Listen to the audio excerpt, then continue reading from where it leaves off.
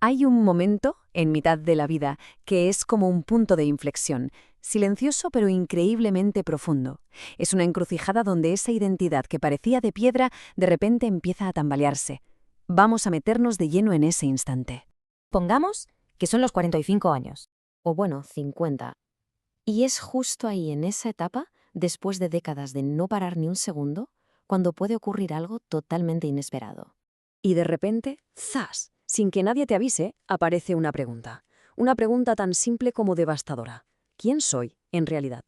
Y te desarma por completo, porque la respuesta que siempre estuvo tan clara, de pronto, se ha esfumado. A ver, para entender de verdad esta crisis, primero hay que echar la vista atrás. Hay que ver cómo se ha construido esa identidad durante toda una vida. Una identidad que se ha forjado a base de hacer, hacer y hacer.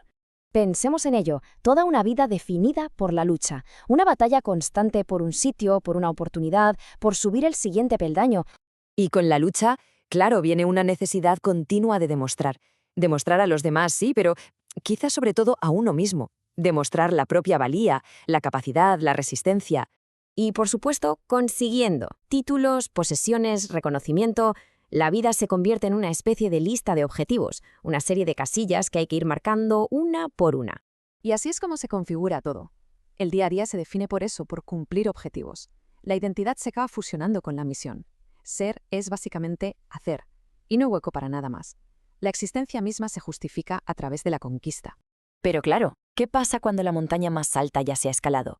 ¿Qué ocurre cuando esa lista de objetivos simplemente se agota? Pues que se llega a un lugar para el que nadie estaba preparado.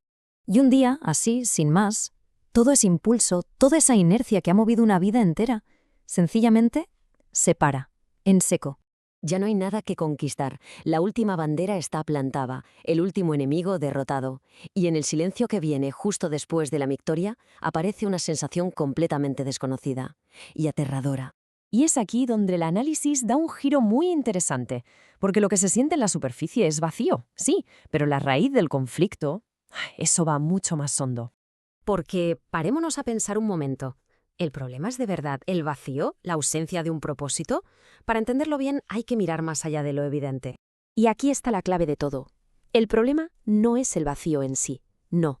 El verdadero problema es la historia de un guerrero que se ha quedado sin guerra.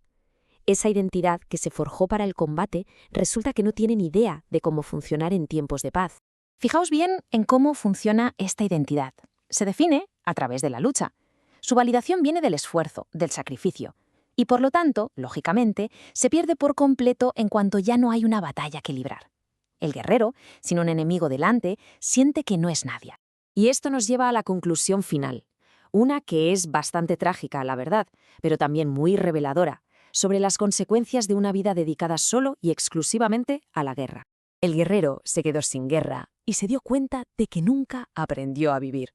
Se dominó el arte de la estrategia, del esfuerzo, de la conquista, pero se ignoró por completo el arte de la simple existencia.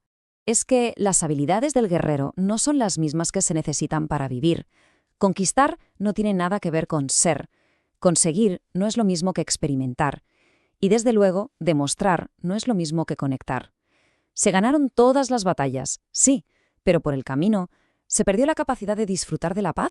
Y así, al final, nos quedamos con la pregunta fundamental, la que de verdad define esta nueva etapa. Una pregunta que ya no busca un objetivo que conquistar, sino un significado por descubrir. ¿Y cómo se aprende a vivir?